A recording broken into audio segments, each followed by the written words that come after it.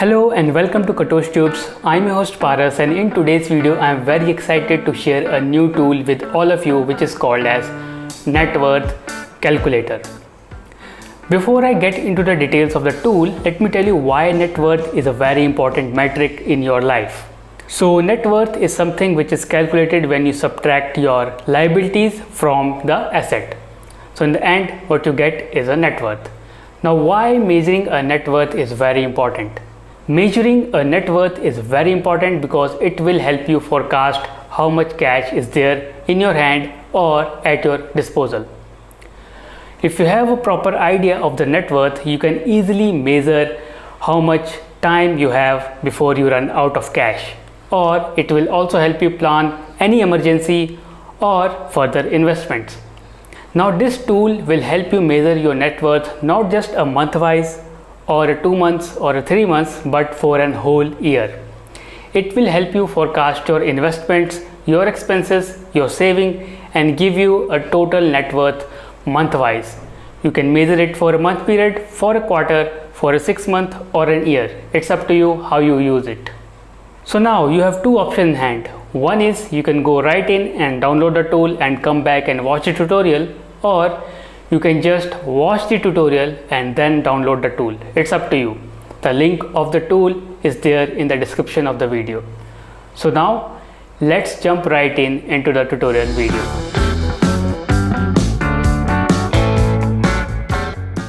So welcome to the Net Worth Calculator Liquid Edition 1.0. What you see in front of me is the tool which I was talking about. So let's jump right in and learn about this tool. So as you can see, the tool has two tabs. One is data definitions and another one is the calculator. So in the data definition, I have given the title and the definition alongside. For example, if you want to know what the word saving implies, you can just click here and read the text out here. So the saving means the sum percentage of money saved per month equivalent to the percentage cut from the monthly income. So I have also quoted an example here for a better understanding. So you can see if you're earning an income of rupees 100 or $100 per month and your saving rate is 10%, then your saving is rupees 10 or $10 per month.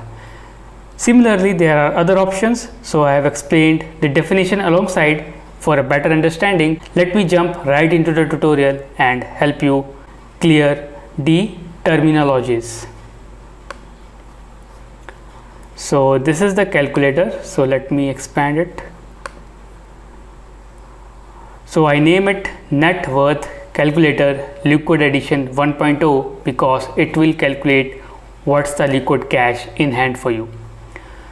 So the cell which is marked on red means you need to fill it, and the one marked in gray, it's better if you fill it. If you don't fill it, it's okay. It's up to you. It's depend upon your investment if you have it or if you don't have it at the moment. So let's put an income value right here. So let me put a value of 100k or 1 lakh. Now let's say this is your income per month. So this is the income that you are generating either for working for a company or working for yourself. Now let's say your saving rate, the amount of money that you are saving per month, is close to 25%, and your expenses, let's say they are 55%. Now once you enter the data, you will get the value here on the savings column month wise and expenses month wise. So once you do it, the next column is principal savings. So principal savings is the column which will take into the account if you already have earlier savings. Let's say you have saved an amount of 20k for the last 1 year. If you want to enter here, you can enter here, or if you want to leave it, it's up to you. So let's say I haven't saved any money in the past. So my principal savings is 0. Now let me come to the investment part. So the investment is being divided into 3 parts. One is principal investment 1, 2 and 3 with related interest rate of 1, 2 and 3. And let's say if you have a principal investment, so investment means the sum total of money that you invest either on a company scheme, like you have fixed deposit, you have recurring deposit, you have pension schemes. Similarly, you have principal investment related to that particular schemes. So let's say you have a fixed deposit of, let me put a value here, 15,000 with an yearly interest of 7%. So now this is the value that you enter and it will reflect right here. Let's come to the second investment. Let's say you have a second investment of a value of 2,500. Now it has an interest of 10%, which will again reflect right here. And then you have principal investment 3, which again has an investment of 2,500, but in this case you are doing a recurring investment. So this one is your recurring investment, which means you need to put some amount monthly to keep this investment running. Let's say that value is 2,500 and this particular investment is giving you a total of 10% yearly rate and interest rate. So now as you can see from the column here, let me minimize a bit. So as you can see, your table has already been filled month wise. Saving has been filled, expenses has been filled, your principal investment based upon the fixed interest 1 to 3 has already been filled. So data is being populated here. Now there is one very interesting investment column which is called as variable investment. So variable investment means the type of investment in which you are not sure the amount of return that you will get per year or per month. Let's say you invested in a stock or a bond option. You don't know how much return you will get since it's very volatile and it's totally depend upon the market condition. So let's say you made a profit of 1,000 rupees in the month of April through variable investment. You can write it down manually and press enter. So once you press enter, if the value is positive, it will show a green cell. And let's say in the month of October you made a loss of 500. So you put a negative 500 here.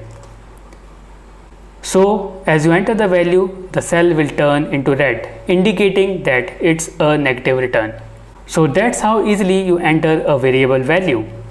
So now let me come to the next column, which is gain or loss. So in this column, which means if you're earning an income, you get a bonus for a particular month.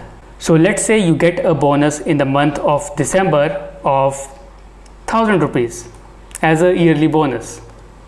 So you can enter the value here, and let's say you have an emergency in the month of May in which you are not able to save any of your money, which means the May value is your saving will go zero, that is minus 25,000. So that's how you manage or equalize the value according to your monthly spends or earnings or savings. That's how this tool is flexible enough to help you manage your monthly income values and monthly outgoing values. So now keep this in mind, the expenses here means the total expenditure, which means how much rent you are paying per month, how much EMIs you are paying, how much you are outgoing, partying, paying the food outside or leisure activities. You can put everything on the expenses as a whole. That's why I have taken it 55%, one of the highest given the income per month. So I hope you have got the idea of it by now. Now let me just jump right into the Excel charts. But before, you can see your best month and worst month right here calculated by the tool. As you can see, your best month is December. Now why best month is December here? It is because your overall value is highest for the month of December, which is 43k or 43,191 compared to all the values. And let's say your worst month. So your worst month was May. Why your worst month was May? Because you have made the maximum loss in the month of May, which is negative 21,800, which correspond to May.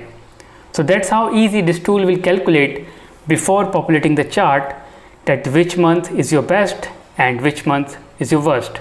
So you can pinpoint the best month and worst month and calculate where your spending went sideways. Now wait for the magic to happen. All I need to do now is click the refresh button.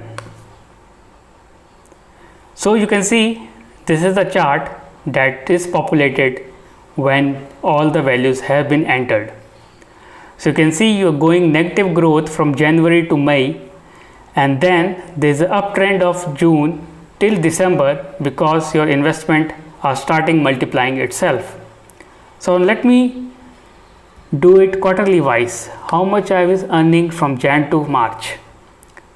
So Jan to March I was in totally negative zone. You can see it's close to minus 10,000 here. The value is reflecting right here, negative 10,000 is negative 10,000, and then we slowly see an improvement here. Now for the next quarter, if I want to calculate, I must check for April to, let's say, June. So in April and June I should be going upwards, but I am not. You can see in April I improved little, but in May I again went downhill. Why is that? And again June is bit improvement, so I can come back here and check it. I made a loss of negative 25,000, which means earlier I wasn't able to save any money in the month of May. That's why May is my worst month also. So now, but did I improve after that? Let's say July to December. So in July to December you can see a clear uptrend. So despite me being on the negative side for the first 6 months, I have managed to make my net worth cash positive for the next 6 months just by making right decisions and taking right steps and getting my investments work for me. So that's how you calculate your net worth in an easy way. And in the second chart you can check your interest. So these are your interest from the fixed investment 1, 2 and 3. You can see how much your investment is doubling.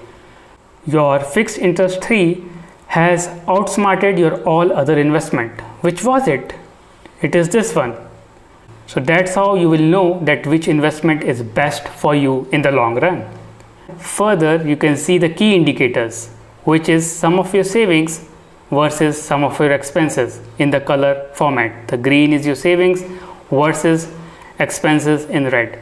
So you can see here the expenses are definitely higher every month, but because your investments are strong enough, you are able to grow your total investment over time, which shows here 72,191 for the month of December.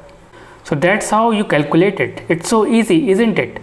All you need to do is enter the value, enter your percentage share, investments if any, and you are all set to go. So that's pretty much about the video tutorial. Please do remember to hit the subscribe button and press the bell icon on the YouTube channel to get a weekly updates on such informative tools and tricks and videos. So I see you in the next video next week. Till then, take care, bye bye, and don't forget to download the tool.